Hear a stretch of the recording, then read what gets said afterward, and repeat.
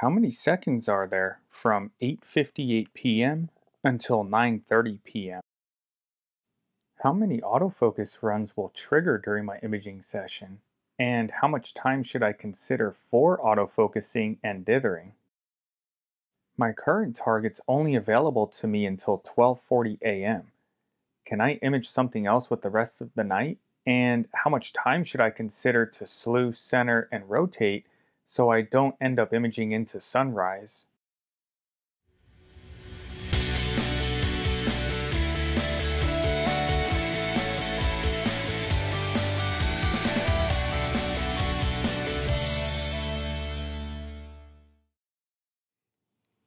Hey everyone, it's Tony with n.i.n.a Photography, and today I'm going to show you how to easily set up n.i.n.a's Advanced Sequencer.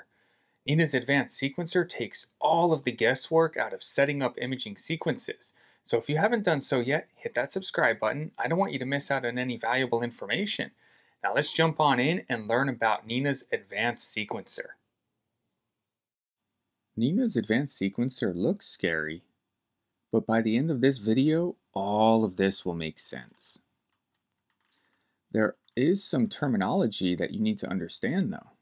That would be triggers, loop conditions, and instructions. The easiest way to understand this: instructions are commands that n.i.n.a will give your equipment in order to complete an imaging session. In other words, slew, center, and rotate, start guiding, run autofocus, even taking your actual sub-exposures. Triggers are items that can be triggered as long as certain parameters are met.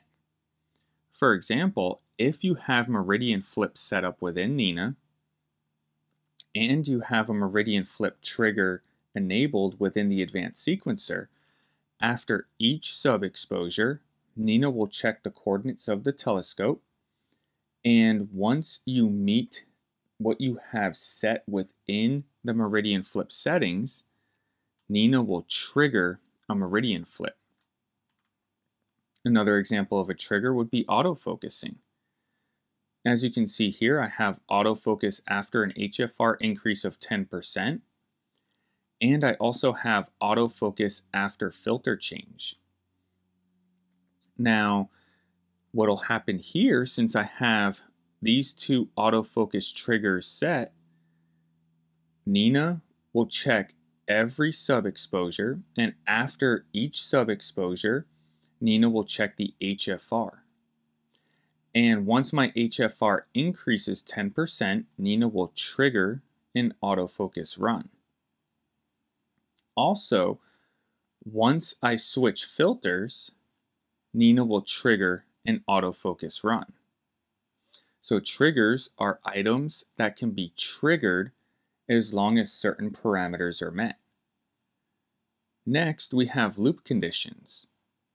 Loop conditions are conditions that will be looped until certain parameters are met. So n.i.n.a will keep looping my instructions until 1:20 and 56 seconds. This is a time of 1:20 in the morning and 56 seconds. You can also loop until nautical dusk, sunset, nautical dawn, sunrise, until meridian. So looping conditions is going to be telling n.i.n.a to keep looping your instructions until your looping condition is met. Looking at the traditional sequencer, we can now see some similarities. In fact, going over some of the terminology, can you recognize some triggers, looping conditions, and even instruction sets? Lastly, before we get into example sequences and building our own sequences, I want to go over the two types of instruction sets and then go over containers. The two types of instruction sets are parallel instruction sets and sequential instruction sets. Parallel instruction sets are represented by this symbol here. The single dot on top with the 3 dots alongside each other at the bottom. These types of instruction sets are common with startup sequences as you see here, and these instruction sets run at the same time. In other words, if I were to hit play, n.i.n.a would simultaneously cool my camera and unpark the scope. Sequential instruction sets, as represented by the 3 vertical dots, are instruction sets that run one after another. These types of instruction sets are common with your actual imaging sequence. Now, this sequential instruction set would run one at a time. So n.i.n.a would slew, center, and rotate, and then it'll start guiding. n.i.n.a will not start guiding until the slew, center, and rotate instruction set is complete. Once n.i.n.a has started the guiding system, then n.i.n.a would move on to running autofocus.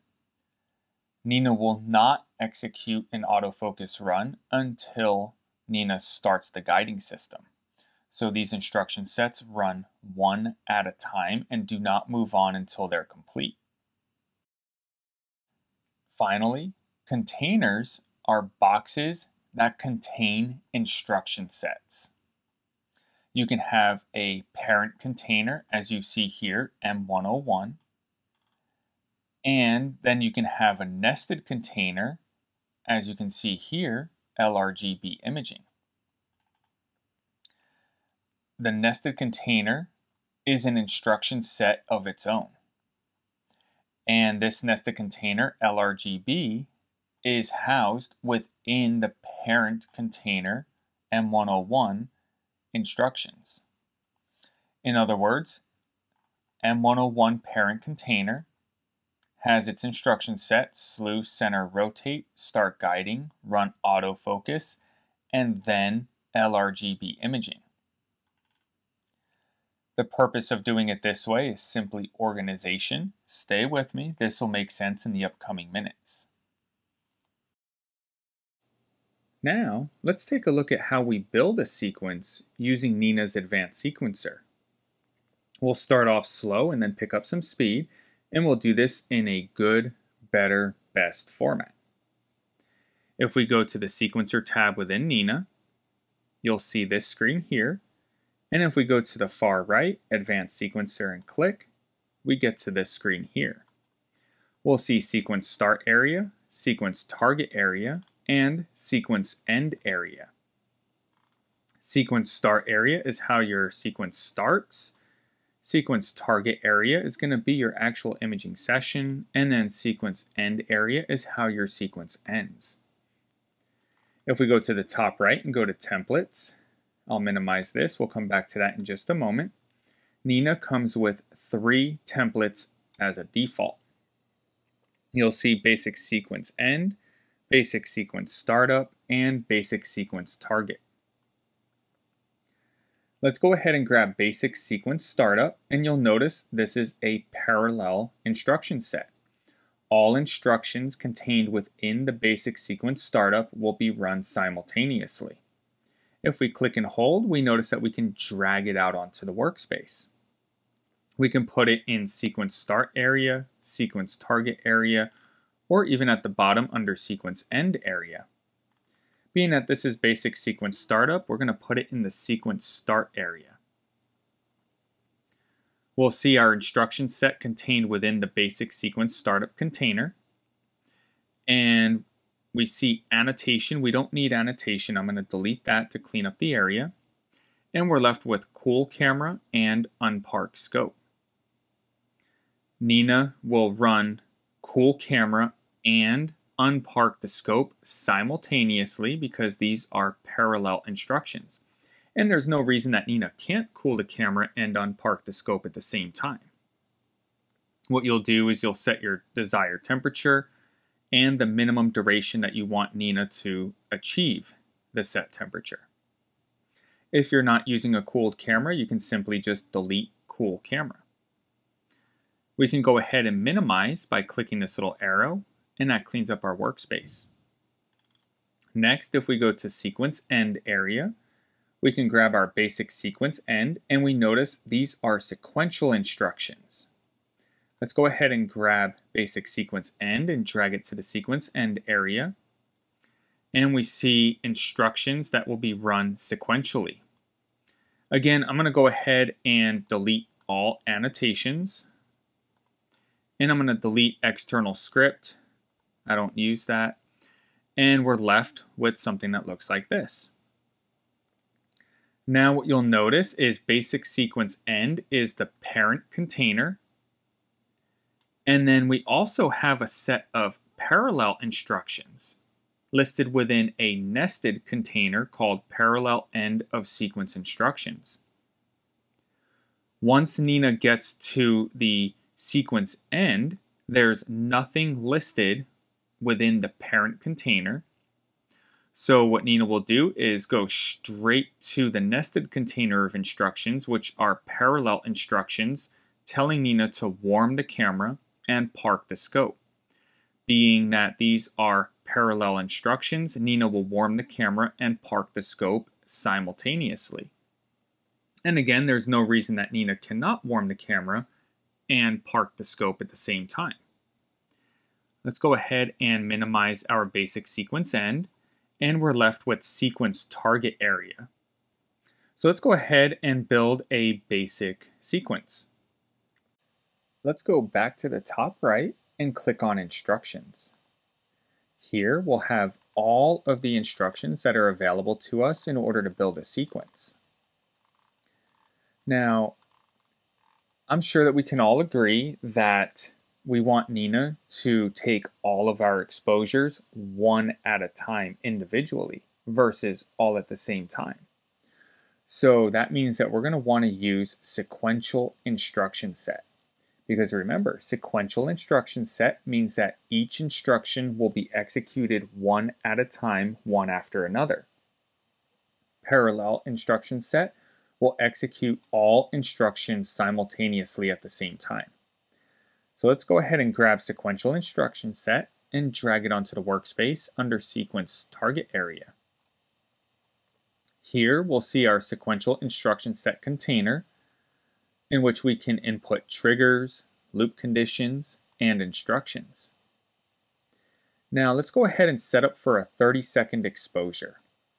We can either go to the right under camera and grab take exposure and drag it to the workspace for instructions, or under instructions we click on the plus sign, go to instructions, camera, and take exposure.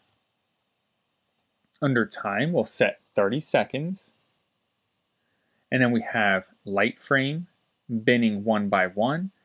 And for gain and offset, we can either use the information provided by the driver, or we can set our gain and offset that we want for the subframe. Now, how this would play out, once you click play, n.i.n.a is going to go ahead and perform the basic sequence startup. This is a parallel instruction set, so n.i.n.a will simultaneously cool the camera and unpark the scope. Cooling the camera can sometimes take a minute or two, depending on how long you have it set for. Once the instructions are completed within the basic sequence startup, n.i.n.a will then go ahead and move on to the sequential instruction set. There's only one instruction in here, and that's to take a 30-second exposure. Once that 30-second exposure is completed, n.i.n.a will then go ahead and move on to the basic sequence end. The only instructions listed in the basic sequence end is the parallel instruction set to warm the camera and park the scope. Once the camera is warmed and the scope is parked, the sequence comes to an end. Let's say that we want to take 10 30-second exposures. We can either go ahead and drag 10 take exposures onto the workspace, which would take up a lot of room and be inefficient, or we can go ahead and add a looping condition. We go to the looping conditions, click the plus sign, and we can loop for iterations. We can type in 10 in here, and then what we'll see is iterations 10. So now once we click play, n.i.n.a will perform the basic sequence startup and then move on to the sequential instruction set.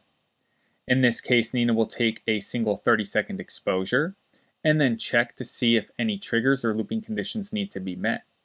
In this case here, n.i.n.a is going to see that we want 10 iterations, so n.i.n.a is going to go ahead and take 10 30-second exposures. And we can see the iterations counting over here on the right. Once these 10 loops are met, n.i.n.a will go ahead and move on to the basic sequence end. Let's say that we want to go ahead and autofocus at some point within the night. Let's say that we want our focus to not go 10% above the initial HFR. What we'll do is we'll add a trigger. We want autofocus to be triggered if necessary. So under triggers, we can go to the plus sign and we can click autofocus after HFR increase. And then we don't want it to, or we want it to autofocus after an increase of 10%. So we can click 10%. And then what will happen is as n.i.n.a is exposing, we'll have our initial HFR baseline from the first exposure. n.i.n.a will see that there is a looping condition of 10 iterations. So n.i.n.a is going to go ahead and expose again. And then n.i.n.a is going to check, did we increase 10%? If we did, n.i.n.a will pause imaging and then do an autofocus run. If we did not increase 10%, n.i.n.a will see that there's still looping conditions that need to be met. And after each and every exposure, n.i.n.a is going to check the HFR. And if the HFR increased 10%, n.i.n.a will pause imaging and run autofocus. Once all of the looping conditions are met, n.i.n.a will go ahead and move on to the basic sequence end. Now, let's say that we want to dither. We can go ahead and click the plus sign, and then we can go dither after exposures. And we can put in, let's say we want to dither after 2 exposures, we can put 2. And then what'll happen is we'll see how we have exposure 0 of 2.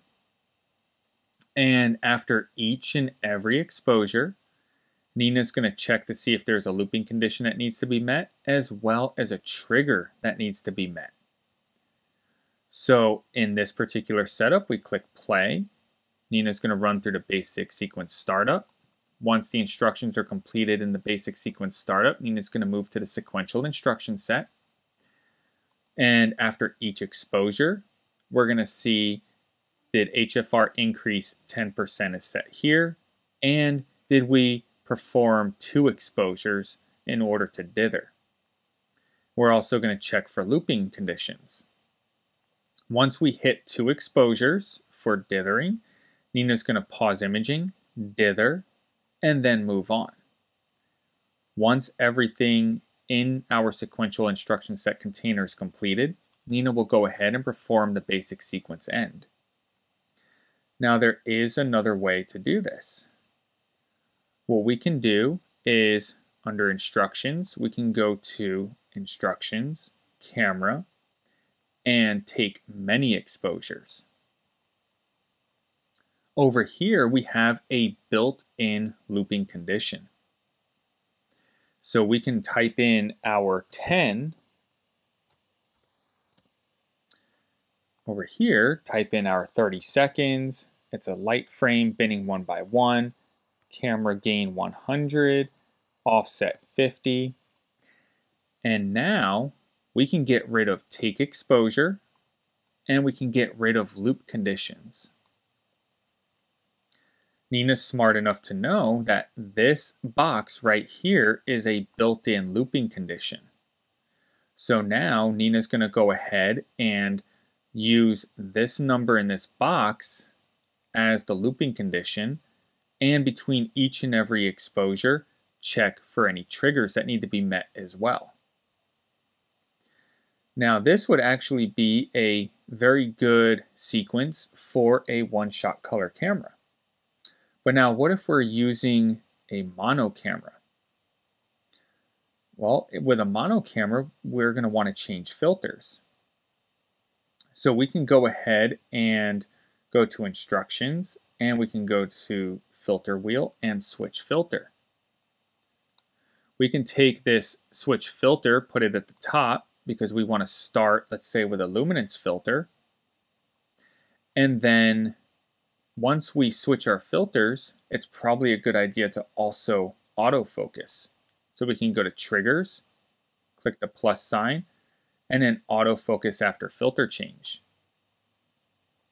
So now after n.i.n.a runs the basic sequence startup, n.i.n.a is going to go ahead and switch the filter. Since this switch filter instruction has been completed, n.i.n.a is going to check to see if any triggers need to be met. n.i.n.a is going to see autofocus after filter change, so n.i.n.a is going to run in autofocus. And then we did not take any exposures yet, so we don't need to dither. And we didn't take a sub-exposure yet, so there's really no HFR to account for. Once that autofocus is done for filter change, then we're going to go ahead and move on to the next instruction set, which is take many exposures.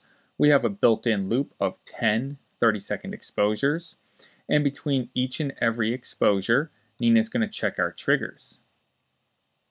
Now with mono, there's actually yet another way that we can set this up. If we go to the plus sign under instructions, we can go to instructions, camera, and then we can go to smart exposure.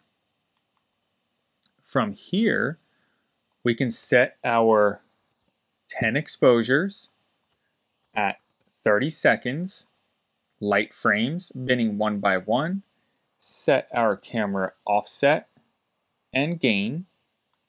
And then we also have filter change, luminance, or whichever filter you want to use.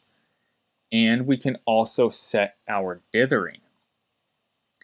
Now we can get rid of take many exposures, we can get rid of switch filter, and we can also get rid of our dithering trigger. So now we have a built-in loop of 10 30-second exposures. We also have a built-in instruction set to command changing the filter. And we have a built-in trigger of dithering every 2 frames. So now when we click play, n.i.n.a is going to go ahead, perform the basic sequence startup. Once the instructions are completed there, we're going to move on to the sequential instruction set. n.i.n.a is going to take the filter, switch it to luminance if it's not already on luminance. And if n.i.n.a does have to switch to a luminance filter, that is then going to trigger an autofocus run since we have a trigger of autofocus after filter change. Once the autofocus after filter change is complete, we'll go ahead and take our sub-exposure, check our triggers and looping conditions. Did we already do 2 exposures? If no, then we move on. And then we also have 10 iterations of this to run. And between each and every exposure, n.i.n.a is going to double check to see if we have any triggers such as dithering, autofocusing, filter changes, so on and so forth. Once our instruction set is done, then n.i.n.a will go ahead and move on to the basic sequence end. Now, if you're running LRGB filters, what we can do is add several of these smart exposures.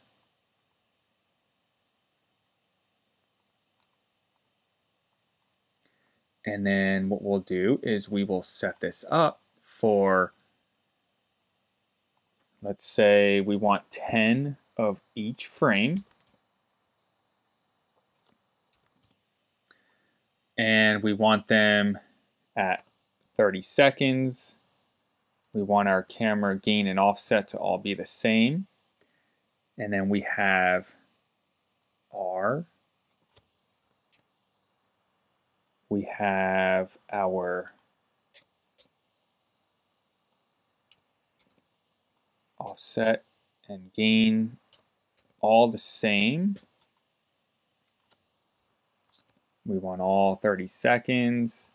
And then what we'll have is L, R, G, and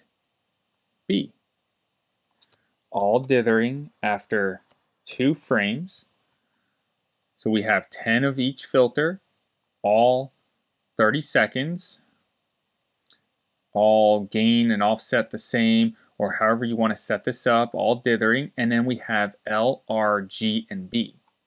So now, after n.i.n.a runs our basic sequence startup, n.i.n.a will go ahead and switch to the luminance filter, run an autofocus, and then we have a looping condition of 10 for our luminance filter, dithering every 2, and also between each exposure, checking our HFR, and then pausing imaging to autofocus if our HFR increases by 10%.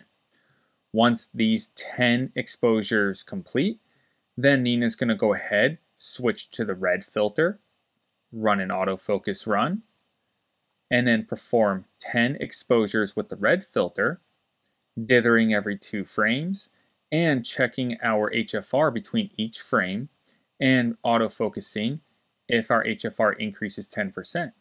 And n.i.n.a will do this for each of our filters. And then once our instruction set is complete here, then n.i.n.a will go ahead and run our basic sequence end. And then what we can do here is go ahead and name this to LRGB imaging. And I'm sure this goes without saying, but if you're not running mono and you are using one-shot color and want to use the sequence that I showed you towards the beginning of this, you can name this my one-shot color imaging. Now, let's bring this into the better stage. If we go back off to the right, under instructions, we have Deep Sky Object Instruction Set. We want to drag that onto the workspace, but we do not want to put it under image startup. We want to be below the diamond and above LRGB imaging. Now this introduces our deep sky object information to our image and also our sequence. And there's a couple of things here that we can take advantage of. First, if we go to instructions, we click the plus sign, go to instructions, go to telescope, we can slew and center our deep sky object. Now, if we think back to the basic sequencer, we have options such as slew and center, we have slew, center, and rotate if you're using a rotator, we have autofocus on start, and we also have the option to start our guiding. We can also set that up here. So under instructions, if we go to the plus sign, instructions, and we go to guider, we have start guiding. Now, personally, I like to make sure that I'm guiding when I run autofocus. So I want to make sure that first I slew and center, and then I start guiding, and then I'll go ahead and run autofocus. So let's go back to the plus sign, instructions, and then we'll go to focuser and run autofocus.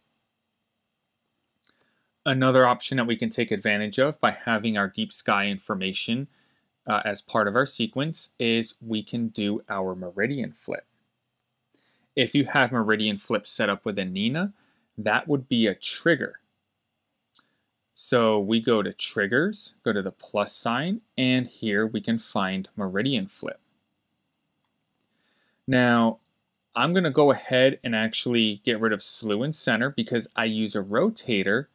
I'm going to go ahead and actually take advantage of the option of slew, center, and rotate. I'll go ahead and scoot that to the top. So then this basically reads, we're going to slew, center, and rotate, check for meridian flip. Start guiding, check for meridian flip. Run autofocus, check for meridian flip. Now, what we can do here is grab our LRGB imaging and bring it up. Notice how the red line can either go the whole length of our container, or notice how it lines up just under run autofocus. And we let it go, and then what happens here is LRGB imaging just became a nested container to the parent container of Deep Sky Object Instruction Set. Now what'll happen here is we click play. n.i.n.a is going to run our basic sequence startup. And then n.i.n.a is going to go ahead and check for meridian flip. Slew center rotate, check for meridian flip. Start guiding, check for meridian flip. Run autofocus, check for meridian flip. And we just made LRGB imaging, if we minimize this, another instruction within our Deep Sky Object Instruction Set. So after we run autofocus and check for meridian flip, n.i.n.a is going to go ahead and then start the instructions within the LRGB imaging that we set up in the previous step. Now keep in mind, as n.i.n.a is running through the instructions set within our LRGB imaging, n.i.n.a will also inherit the meridian flip trigger. So between each and every exposure, not only is n.i.n.a checking for autofocus as we have set up here, n.i.n.a is also checking if a meridian flip needs to happen. So now we have LRGB. We can go ahead and name this my broadband imaging. I'm going to put this as example since I already have it. And then we can go ahead, click save. And if we go back into templates, this is what I was mentioning earlier. We have my broadband imaging. Let me go ahead and my broadband imaging example. So now that automatically lists in our templates. Now, if we wanted to go ahead and do narrowband imaging, we can go ahead and get rid of one of our smart exposures, change our filters to HA, oxygen 3, and sulfur 2. And now we can go ahead and set our times to whatever time we want to use. And then since we have such a longer exposure time, we may want to knock our dithering down to every frame. And then what we can do here is change this to narrowband imaging, and then change this to my narrowband imaging example. Click save. And now we can go ahead and under templates, find my narrowband imaging example.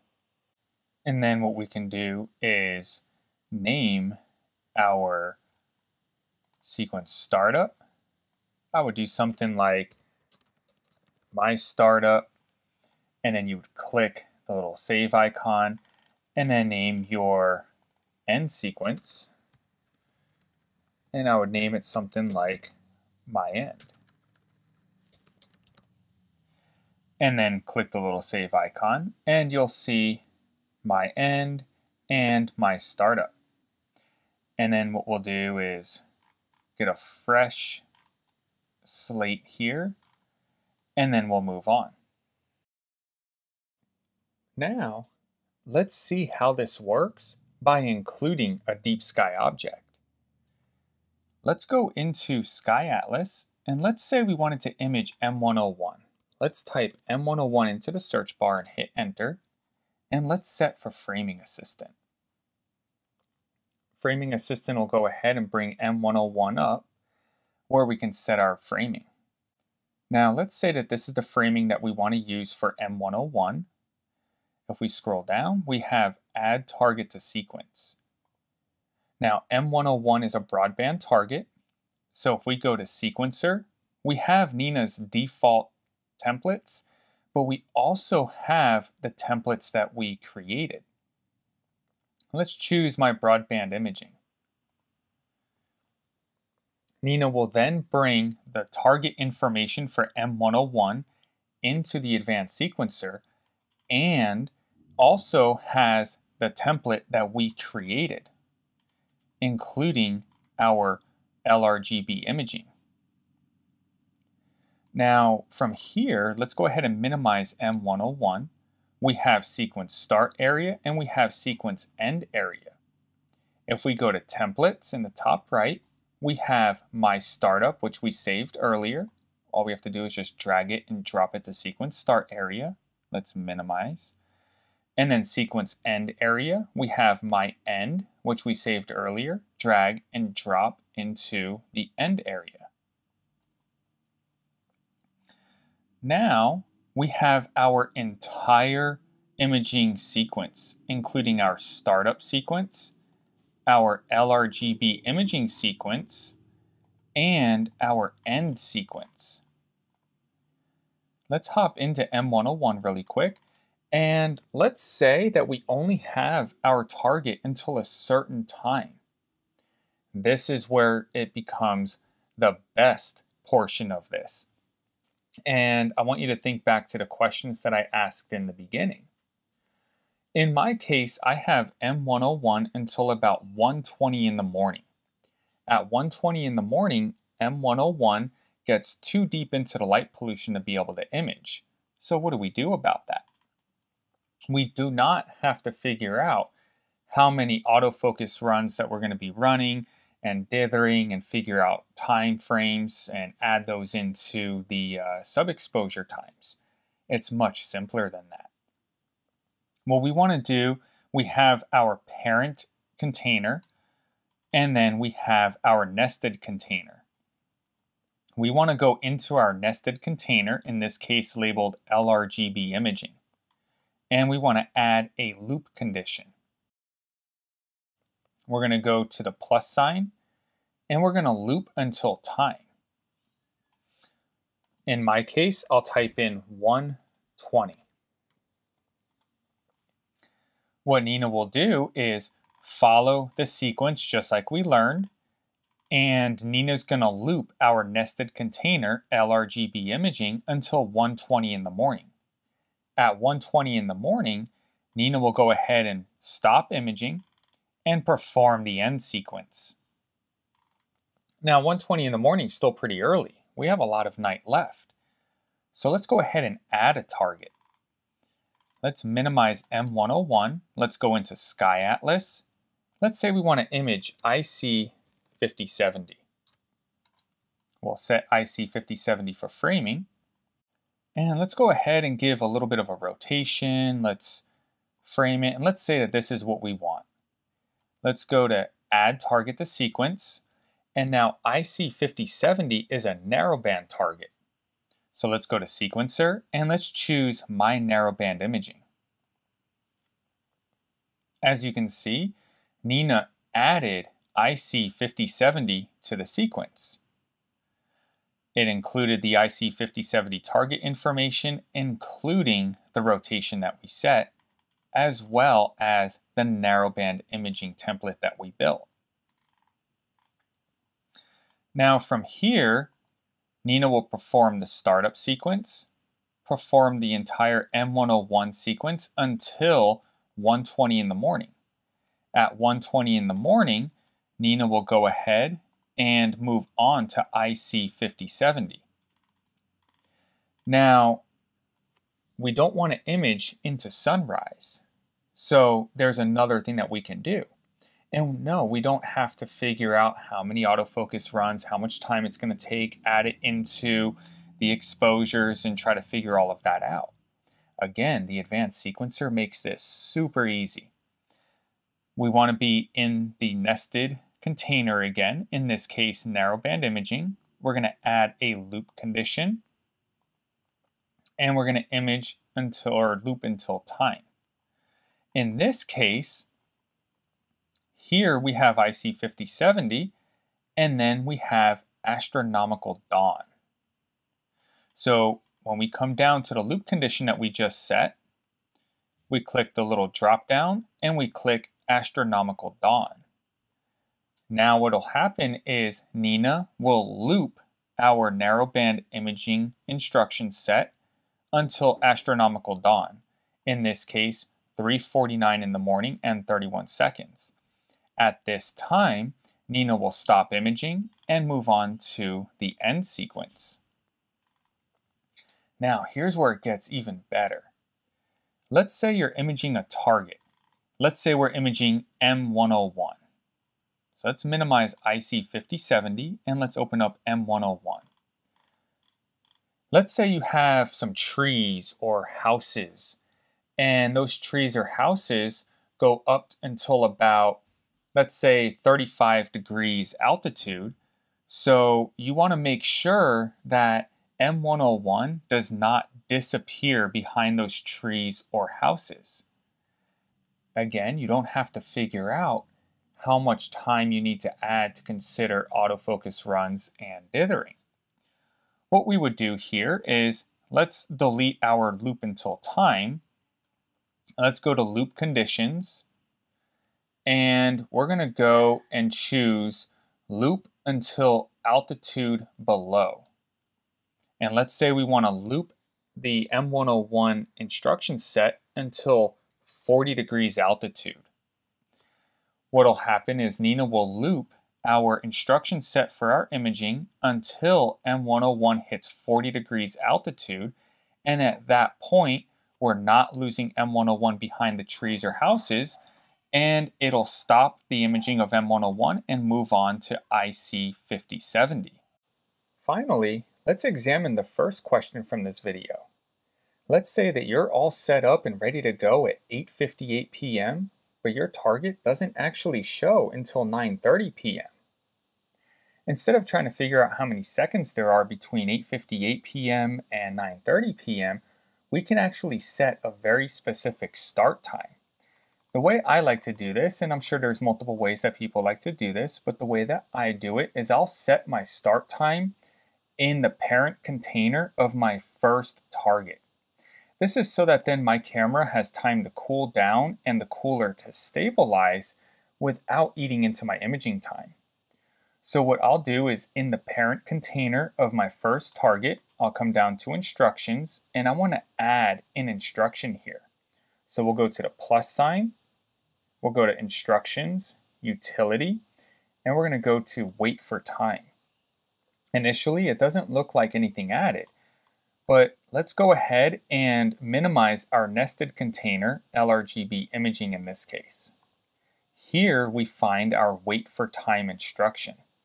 Now keep in mind, these instructions are sequential, so they're going to run one after another. We do not want n.i.n.a to salute to our target before it's in view. So what we need to do is move wait for time to the top. The other important thing here is that this is going to be a 24-hour clock. So if we want to enter in 9:30, we want 9:30 p.m. This needs to be entered as 21:30. If we enter in 9:30, n.i.n.a is going to go ahead and wait until 9:30 a.m. Now on the flip side too, you can also wait for astronomical dusk. You can wait until sunset. You can set a bunch of different commands in here, which is actually really nice. But let's say you know your specific time and that time is 9:30. This is how you would set it up. Just make sure that wait for time is at the very top of your instruction set. Now, once you have everything all set the way you like it, all of your exposures, your target information, you can actually come down to this little icon over here and save your entire sequence. In this case, I have mine saved as M101 IC 5070. And the cool part is as you go through, you'll notice that on my M101 and IC 5070, I have my exposures that have already been taken. So at the end of your imaging session, you can go ahead and save your sequence. And then on the next night, if I were to go ahead and clear this out, the next night that you go out to image, all you have to do is click this little load icon and then go into where you have your sequence saved, load it, and you can pick up right where you left off. So I hope that you found this useful. If you did, do me a favor. That channel icon that popped up, hit that channel icon and subscribe. I don't want you to miss out on any valuable information. Drop a comment in the comment section. Did you learn anything new? Do you have any questions? And then check out that next video. Until the next time, clear skies.